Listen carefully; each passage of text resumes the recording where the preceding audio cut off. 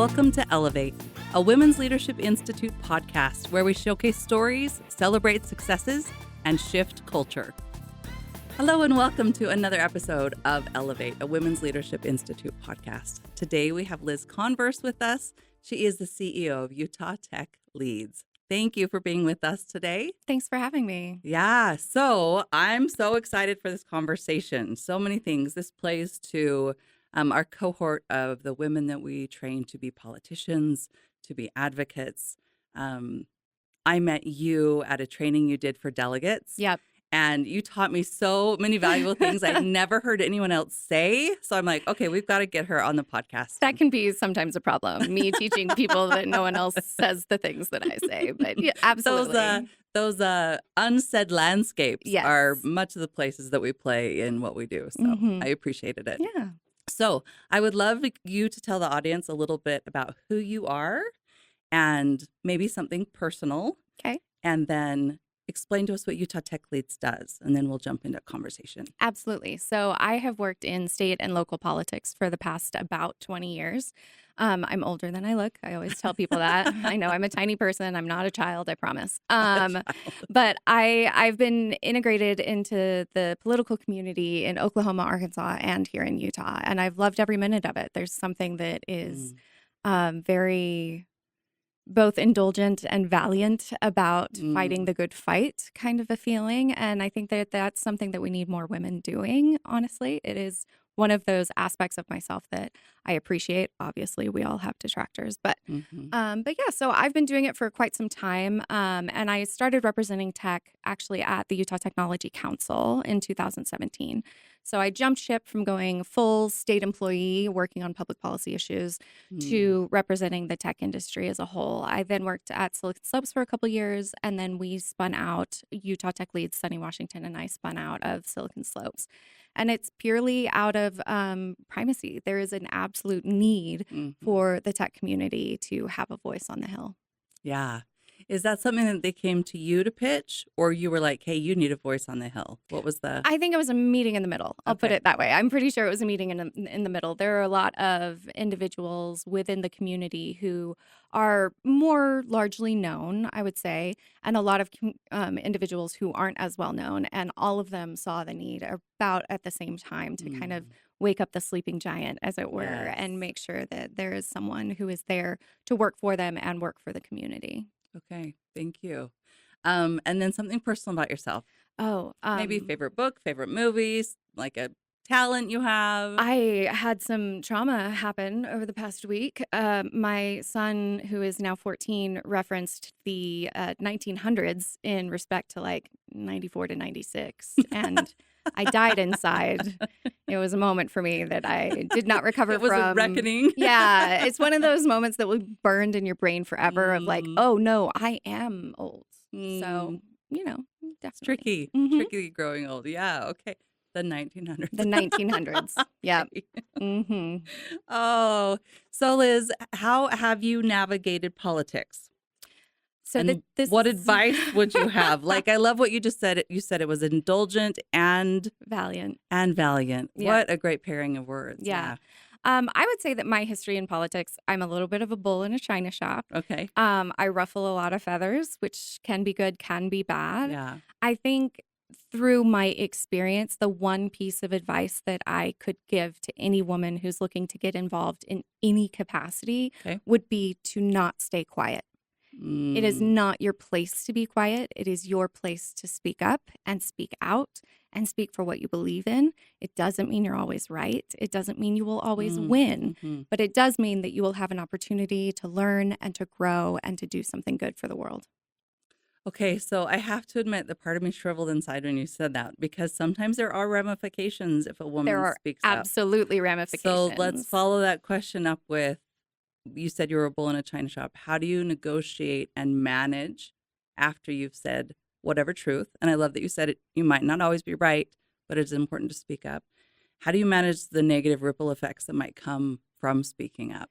I think time heals all wounds. In Utah, women are definitely viewed differently than they are in other states. And again, I come from Oklahoma and Arkansas, so I'm pretty well versed in the way women are viewed in certain capacities. Yes. But the reality of the situation is if you stay quiet, you're not only losing an opportunity for whoever you're representing or speaking out for, but you're Mm, also losing an opportunity for yourself.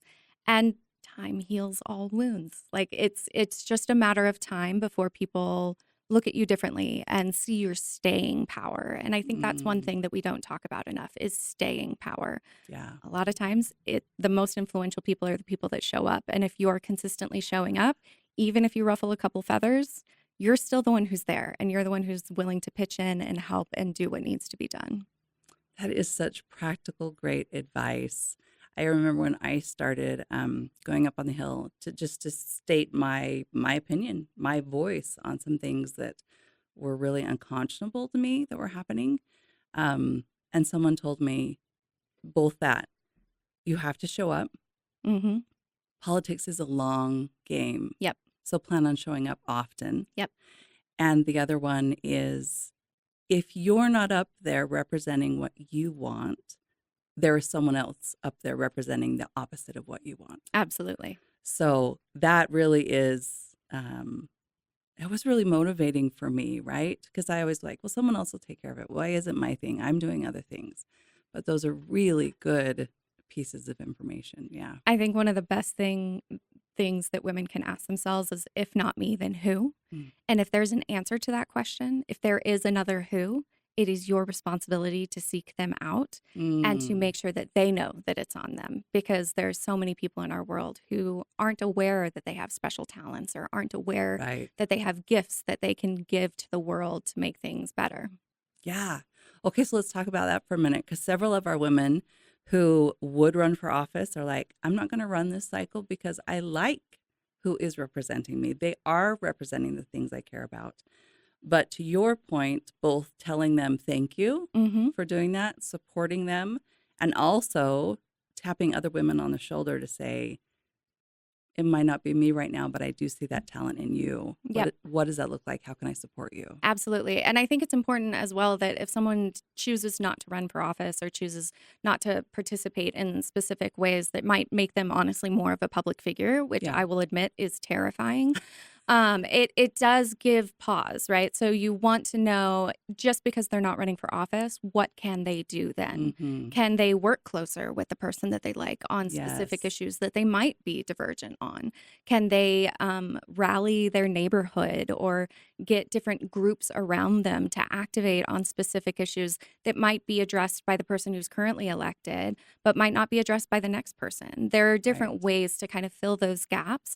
And if you're not focused on the future, you're not going to be planning for the outcome that you actually want. Mm. Great. Great. I love that. Okay, so let's talk about our political landscape right now in the state as we head into some major elections, right? What do you find is contributing to the landscape? First of all, describe the landscape as you see it. Um, and then what do you feel is contributing to what's going on? Absolutely. So this is the part where I'm going to ruffle feathers. Okay. And once you guys publish this, I absolutely am going to get it text me with the phrase quite literally, what the hell? Uh-oh. Which I have no doubt about, but it needs to be said. So Utah right now is a supermajority Republican. Mm-hmm. Nothing wrong with that. It is what it is.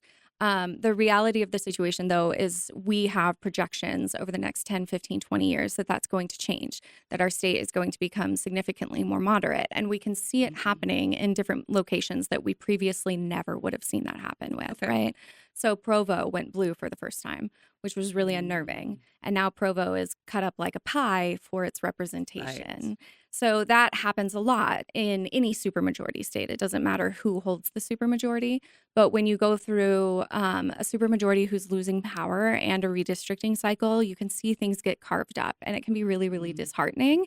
And that is definitely one of those things that we don't want to continue, that disheartening. It doesn't change the fact that our state is changing, and our state is changing rapidly. With a young demographic, with a young population like we have, you Yes. cannot expect things to stay stagnant. Like Right. it's just not going to happen.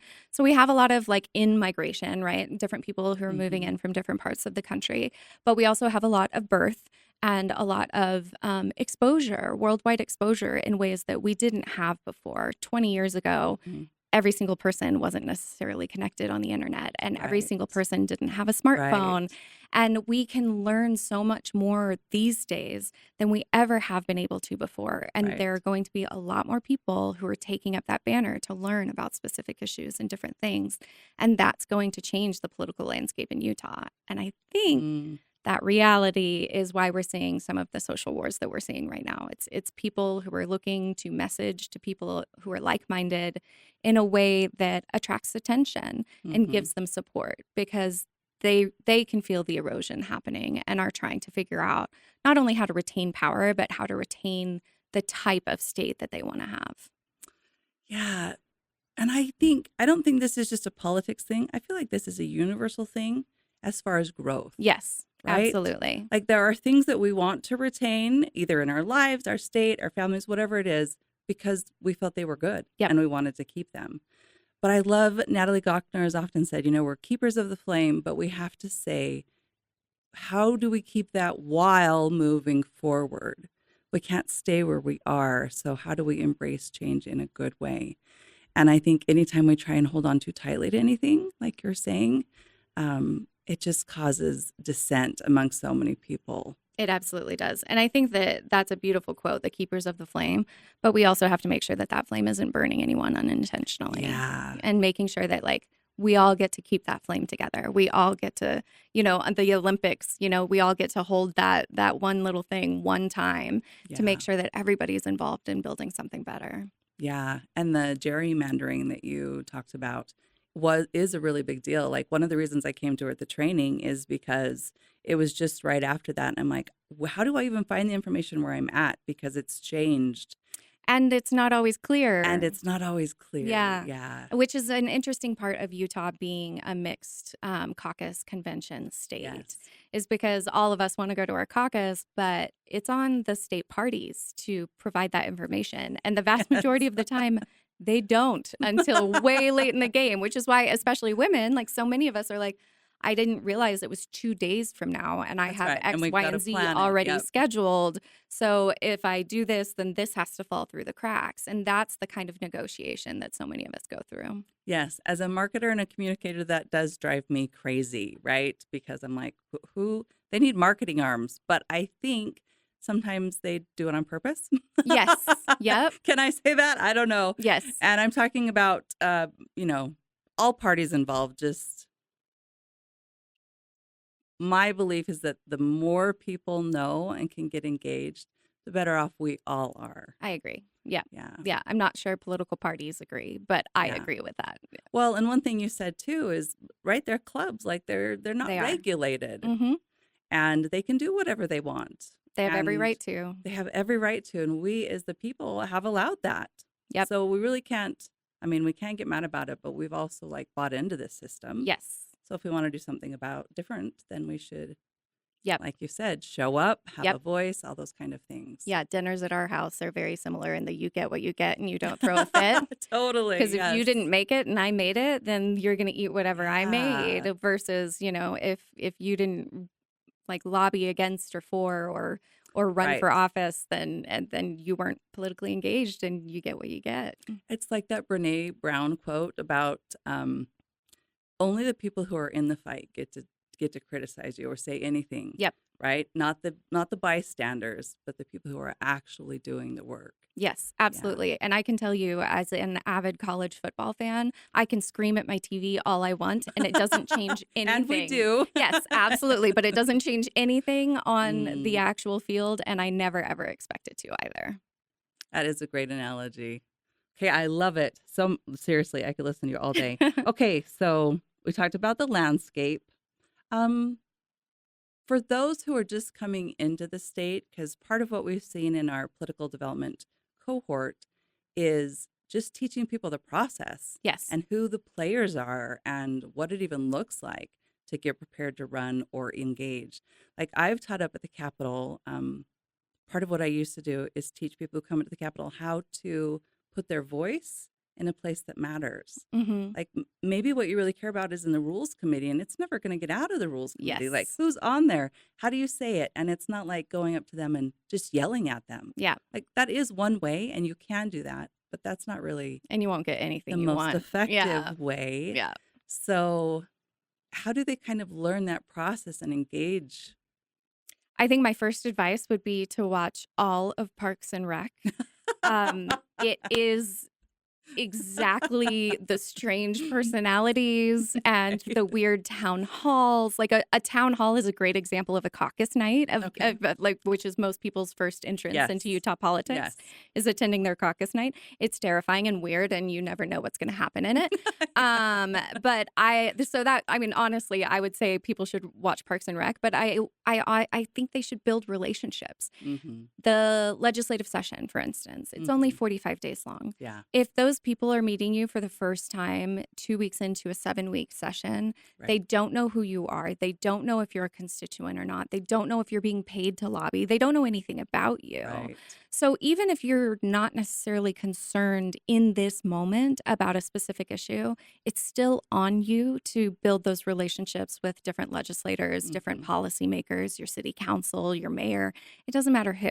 And that doesn't require money. That just requires a text or a Yeah. scheduled Some meeting, time. just introducing yourself. It is the number one thing that you can do to bend people's ear in a way that's going to be effective is just introducing yourself. They're so used to being attacked.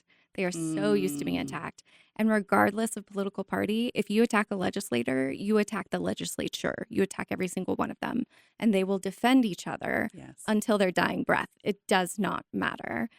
But if you say, hey, my name is so and so, I hope you have a great Thanksgiving. Yes. It's a completely different Yes. introduction than, hey, what the heck is wrong with you? Right. Why are you running What this are you terrible piece of doing? legislation? Yes. How dare you? And Mm-hmm. of course, they're going to have their, hackles up and defensive. Yeah. But building the relationships is the number one thing. And I will also say that their emails and their phone numbers are publicly listed. Yeah. And you can reach out to any of them at any time, and they will take the time to listen and to have those conversations with you.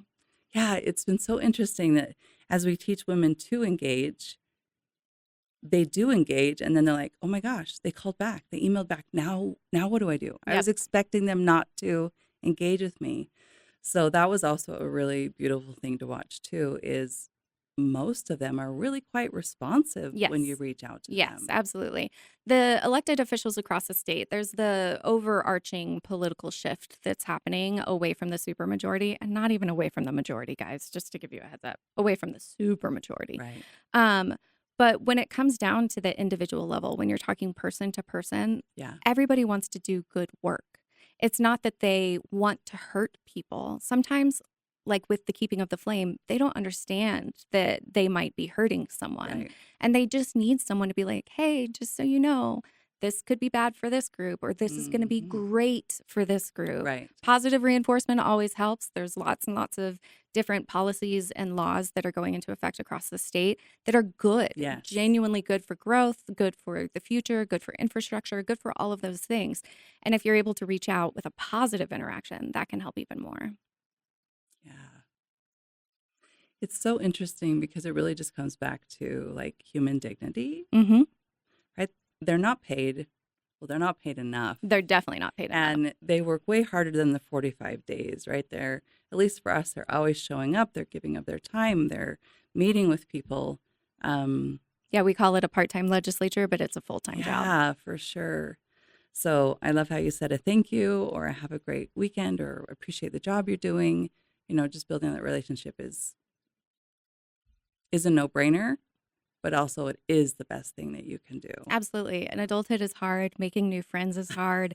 Everybody has busy schedules, but a single text or message can mean the world to somebody, both on the elected side and on the unelected side. And they know that, which is one of the reasons why they try to be so responsive. Yeah. So let's just take a moment here to talk about the timeline. Mhm. So I think your point about the legislative session and dropping in right in the middle, you absolutely can do, and that's your right to do. Yep. Might not be the most effective. Correct. But there is something called the interim, Yep. which, are we still in? Yes. Does it go in November? Yes. Okay. Honestly, so they're allowed to take breaks whenever they want to or schedule it or need to. So technically, interim is any time that's not January to March. But they don't always have interim meetings Okay. during those time periods. So often, if there's a gaggle of national conferences that a bunch of legislators will go to, they will either move their interim meetings or cancel those interim meetings and then just kind of load up the next agenda. I see. Okay. But yeah, attending interim is a great example. And I'm a particular kind of nerd. I love policy. I love the law in ways that most people would give me side eye for, You're I right. would say. But it is one of those things that you walk into one of those meetings and you realize how punishingly boring they are.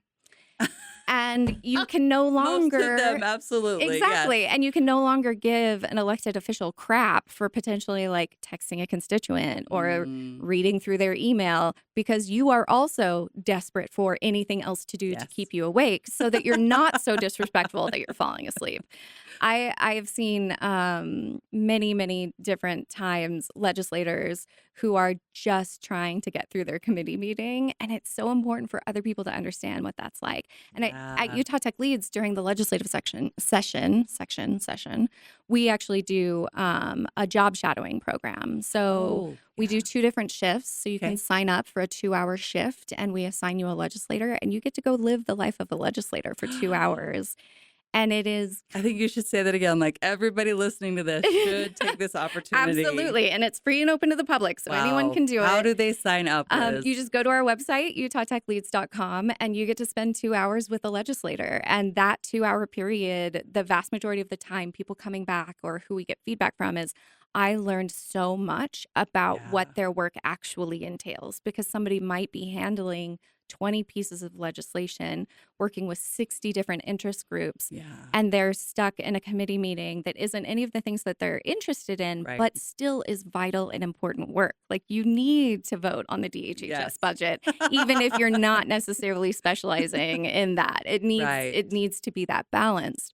But it's an interesting experience, and hopefully in the next year or so, we're going to flip that and take some policymakers and legislators and have them job shadow some of our C-suite folks. Oh, that is brilliant. Yeah. I love that. That is a nugget. Thank you for sharing that. Of course.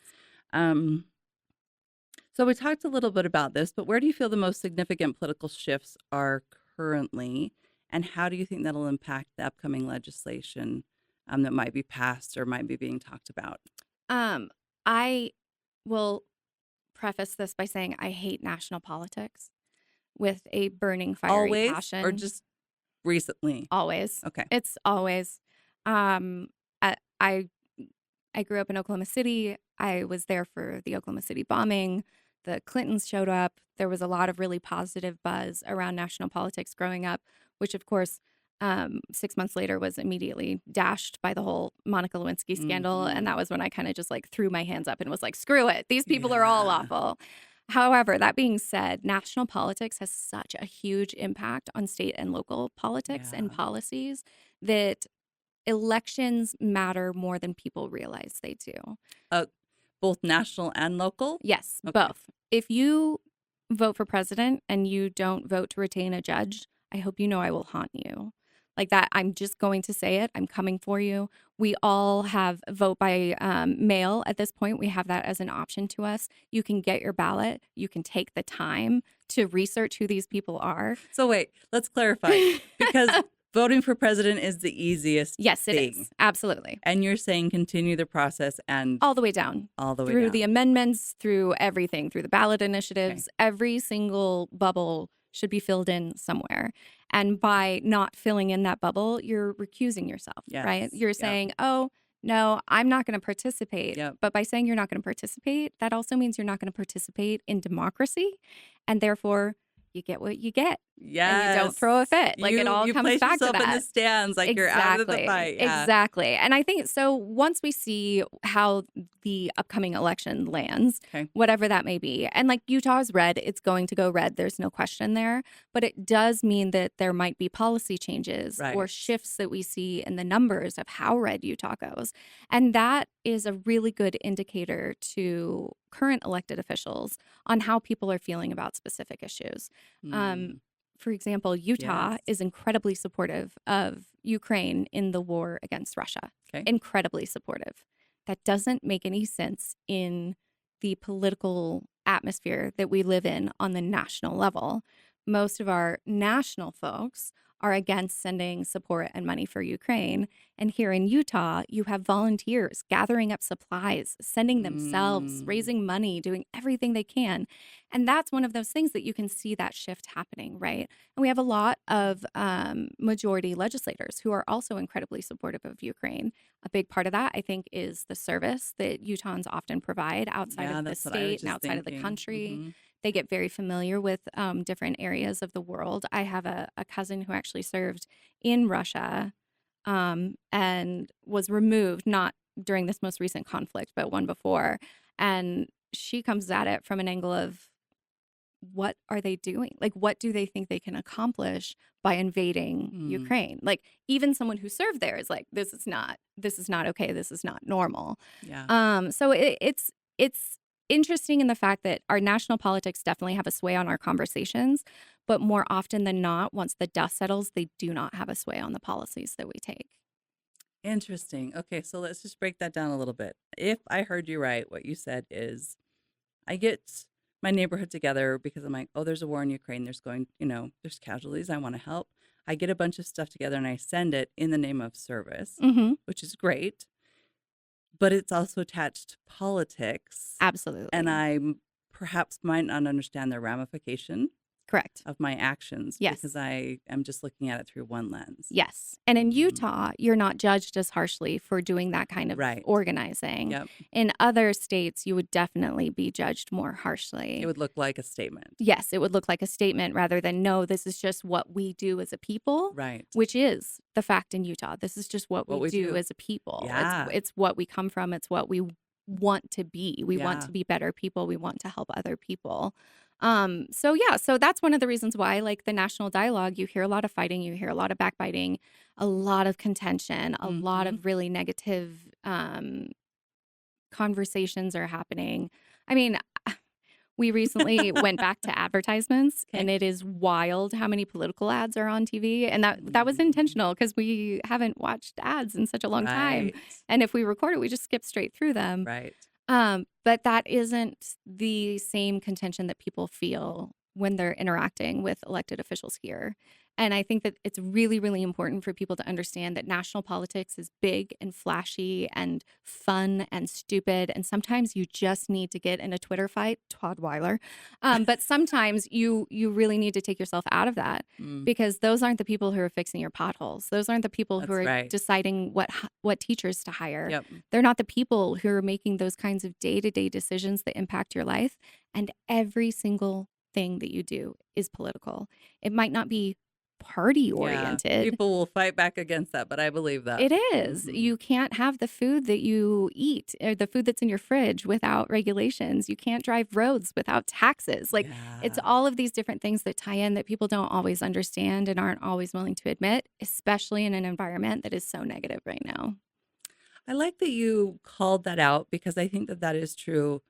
It's all about narrative, right? For national politics, getting to the narrative, keeping people in the narrative you want them to be in, but that is separate from our local politics. Yep. Because like we've just said, many of them are, while they do have opposing opinions on many things, are happy to engage. Mm-hmm. It's not the same type of, what's the word, conflict, Yes. perhaps? Well, I live in Salt Lake, Okay. and so we have community councils, which are often the bane of every single person's existence, but they're also incredibly important because they're that touchstone for an elected official, Absolutely. right? Yep. So an elected official can have 1 to like 6 different community councils in their area, and Mm, they can't talk to all 35, 45,000 right. people, but they can talk to their community council and find Right. out exactly what's going on, what the complaints are. So it's important to show up to the absolutely awful community council meetings. Again, even if it's just to be Don't you love how positive. honest she is? She's just honest. I I love it. can't help it. I have a hard time not being brutally honest. But so we are getting in Poplar Grove, we're getting a roundabout. Okay. And people are losing their minds and they don't know how to drive. On the roundabout. Our road we don't even have the roundabout down yet. Oh, Like, it's not okay. even physically there. Okay. They're just building the sidewalks that will lead into the crossings for the roundabout. Okay. People are losing their minds, and they're acting like this roundabout is going to end all economic success in the entire state. And if you just show up to a community council meeting or like, hey, I actually like that. Thank you for slowing down traffic right in front of my house. That's great. Mm, It means the world to someone who's just been yelled at for hours and hours and hours. And it can change the opinion, and it can change leadership. It can do all of these different like domino effects down the road that you saying one nice thing can change everything. mm. Okay, I love that example because it goes back to like psychologically, we are wired to not change, Yes. right? To Yep. keep ourselves safe, keep ourselves in environments we understand. But really, we like it will change. Like It you said, will. our population is changing. Generations coming up are very different than generations that are currently leading in most places. So, yeah, showing up is a huge thing. And I think what you said about safety and Yeah. change is incredibly important because so many of us forget that change can be safer for us. Like with the roundabout, there aren't going to be as many kids hit on our road. There aren't going to Right. be as many car accidents on our road. Our UTA bus, which twice a year plows into somebody right at our intersection, that's not going to happen. There are small things that are change and are dramatic Yeah. and in our brain are really hard to wrap ourselves around, We right? think all Like, change is bad, but exactly. It's not. So Mhm. often it really is for everybody's benefit. Yeah. And it's just opening up to that because legislators don't know everything. Correct. And most of them know that. Yes. So to come in and say, hey, like you obviously have an opinion about this roundabout and the Yep. safety of it, and to share that is important. Absolutely. The road going in the back of my house, like there's 40 kids right here. What are you going to do to protect them? They Yep. might not have thought about that because they don't live on my road, right? Exactly. So those are all really good perspectives to get in the mix of democracy Yep. and have the conversation. And so often you also don't think about who's making those decisions. So, like Yeah. in the situation of your home where you have that ramp right there, that's a state decision. Yeah. That's not your city folks. That's not my community council. Exactly. They're That like, is "Stop not your talking to us community about this." council. Yeah. But it is one of those things where you can give feedback to your elected official and say, hey, I know that this is a UDOT project and you're probably not on the transportation committee, but I wanted to let you Yeah. know this is how I feel, because that specific feedback can really impact how that person moves forward with their policy making. And it's okay to tell them more than once. Absolutely. Yeah. Absolutely. Yeah. That is a great point because often people don't know where to go at what level Mm-hmm. to take their concerns. And so, like you said, take it to community council. It's not heard there. So they're like, well, nobody cares, blah, blah. I didn't mean blah, blah. But sometimes that's how you feel, That's right? how you feel. Yes, absolutely. Because you don't know where to go. And so you're like, I'm just going to move out of state or I'm going to stop participating because it really doesn't matter anyway. And that's the problem. Yeah. The lack of participation does is such a huge matter. problem. Yeah, Yep. If you take definitely. yourself out, the vacuum will be filled most likely by someone who does don't not want- agree with, who So threatens true. to most recently take a gun to our local kids' park. Oh, It's yeah. crazy. It's It is crazy. crazy. But if you're not there to speak against the crazy wins. Whatever their blend of crazy is. Exactly. Yeah. Exactly.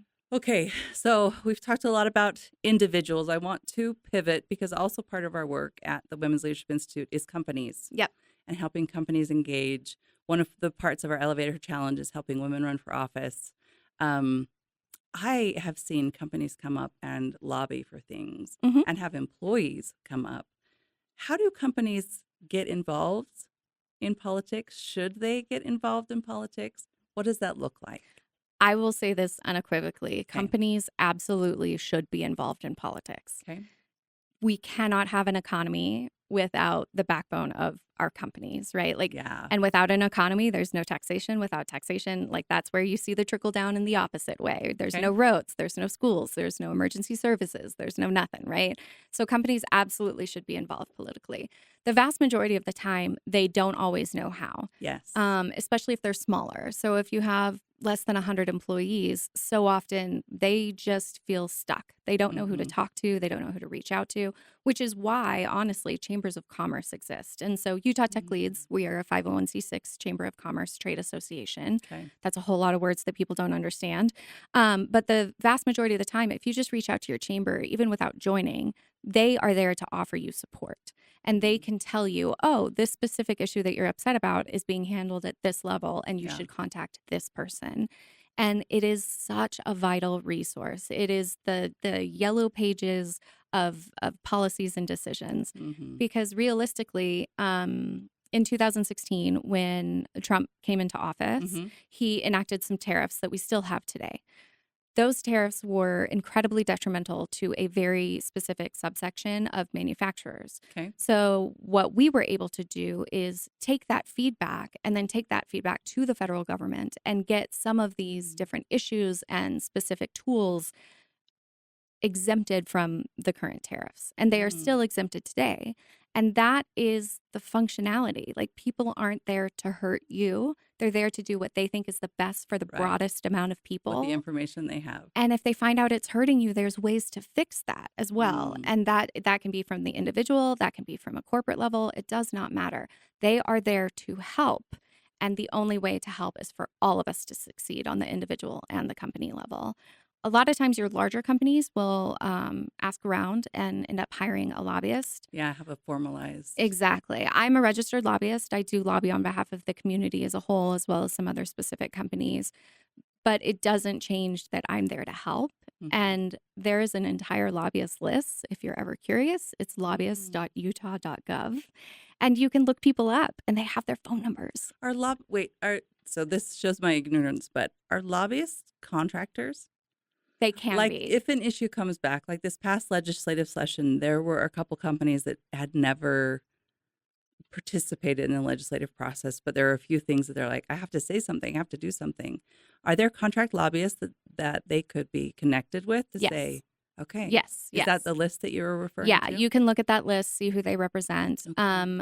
You will have a lot of lobbyists who represent 25 or more companies. Sure. They are normally very effective and very good at what they do, but they can also be overwhelmed. So I wouldn't necessarily suggest one of those lobbyists for specific people. Okay. But there are so many different people who are willing to support and help change, and reaching out to your chamber is going to be a big part of that. And with that, because like I said, when I was on the Hill, I saw employees come up. Would you suggest that these companies shout out to the Salt Lake Chamber and Ginger, right? Ginger's Because she's phenomenal. Yeah. phenomenal. Not all chambers have those resources. So would you suggest that companies get like a government relations person or teach someone how to testify or have that in-house, that talent? I think that you should always teach people how to testify, Okay. especially your higher ups, especially if they are already going to be thrown into situations where they're their spokesperson for the Right. company. I think everyone deserves that training on how to be professional, and it's super unnerving. At no Yeah. point do you go up and, like, even now, I've done it for years and years and years, but even now, you sit down at the chair and you sign in your name and you write who you're representing, Yeah. and your heart is going a million miles a Right. minute, and the first word out of your mouth is super shaky and, like, almost like opera vibrato. You can feel it and you're like, I'm not doing this intentionally, but it's that necessary step, right, is Yes. to testify. So I think everyone should be trained on Speak how. even if your voice shakes. Exactly, Yeah. exactly, on how to do those kinds of things. I don't necessarily think that every company needs a government relations person. I don't think that especially the smaller companies Yeah. need to be worried about that, but they do need to be engaged. They do Okay. need to be paying attention. There's always business regulations that we're dealing with up at the Yeah. Capitol. There's always business regulations at the city level. Right now, zoning is a really hot issue. Mhm. So if your company isn't getting as much business because the zoning puts you out in the middle of nowhere next to no one, and you're like, I sell burgers. Why I can't I need sell some burgers to people. the 3 people who work at Right. this industrial park? That's a zoning issue, right? And so that's Mm. makes a huge difference for those companies. But if you don't know that, if Right. if you're not informed, you don't know where to go, and That's you right. don't know who to be referred to. And to Ginger's credit, there are so many times where if the chamber is speaking out for or against an issue, Yeah. Ginger will organize different companies and different employees Yes. to come and testify on behalf of their own company. And that is huge too, Yeah. because these people love knowing who's in their district. They love interacting with different companies and Right. small business owners. They love talking to founders. They genuinely enjoy it. And it's kind of weird sometimes. Mm. People are really Kind of weird. uncomfortable because they're like, oh, I'm going into a knockdown, drag out fight. And the person's like, oh, that's really interesting. Tell me more about that. Yeah. And you're just kind of caught unaware, right? Like you're like, this is not what I prepared for. I prepared for you screaming at me. Right. But the reality of the situation is it's that one-on-one individual relationship building that makes such a huge difference. And imagine if every single legislator had at least one company in every different industry from their district that they could text and be like, hey, can you take a look at this bill and let me know if it's good or bad? Yeah. Because they are not That'd be invaluable to both. they don't have staff. They're not professional Right. politicians. Utah doesn't We do ask it a that lot of way. them, We do. actually. We ask a Mhm. ton of them, and we ask them to specialize in areas that they didn't go to school for. They don't know Right. anything about. Right. But the reality of the situation is if every single one of them had someone to reach out to, they would, and they do regularly. Yes. Becky Edwards often talked about a lady in her district who, I think it was birds, Hmm. that would always talk to her about like, oh, this bill is coming across. Did you realize it has this impact on the environment, specifically about these birds? So after, years of these conversations, when a bill would come up, Becky'd be like, I know who to talk to. Yep. Let me see if it hits the birds. Let me see if it hits. Yeah. Yes. And Yeah. I love that example because it was so simple. And the lady didn't do anything except what she cared about. Yep. But she engaged on what she cared about. Exactly. And she made a change, And she a made genuine change. Yeah. Because I can't tell you how many times people like Becky Edwards, who was one of the founding members of the Women in the Economy Commission, she made small changes to pieces of legislation for a better impact. Yeah. Yeah. Okay. So I have two more questions for you. Mhm. Let's dive specifically into the tech sector. Silicon Slopes and the tech has been a huge impact on Utah over the past several decades. I don't even know how long. Yep. But what are some of the things they're looking for from the legislature as far as like growth in the state? Absolutely. A lot of it has to do with quality of life issues. So the vast majority of the time, they're not looking at social issues. They really don't care about social issues. The community as a whole is very libertarian in that respect. Like, if you just stay out of my bedroom, I'll stay out of yours. Whatever Right. happens, happens. Yeah. But they really care about things like housing affordability. And we're not talking about like high density stuff. Most of the time, we're talking about single family homes that people can purchase and live here. Okay. It's incredibly hard to retain talent. So I we was might just think get, workforce. yeah, we might get all of these phenomenal graduates who want to stay in Utah and who want to work here and Right. who love the state. And we can't find a place to have them live. That is incredibly difficult. Yes. It's also incredibly difficult when we are recruiting folks to come to Utah, and it just so happens to be January or February, and the air is so thick you can chew it. Yeah. That's a huge problem for us. So how do we resolve that issue?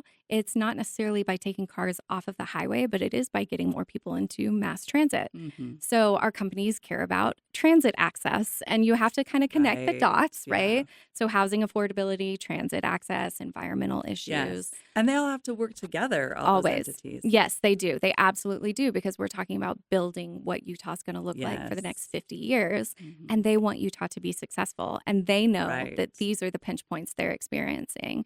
The one social quote unquote issue I would say is diversity legislation. Yes. They are very concerned about anti-diversity in our companies. And it's very much if the government wants to handle government issues, that's fine. They do not have a problem with government operations eradicating DEI within their own scope, but they really just don't want that to be invaded on the private sector. Like you keep your house, we'll keep our house, and we'll all call it good.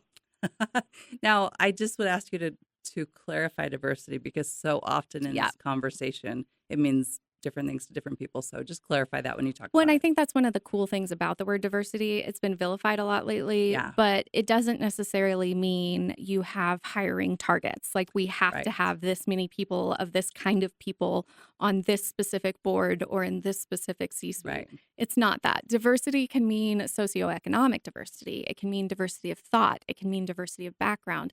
It means allowing more people to engage in building a company or a product Right. so that that company or product is applicable to even more people.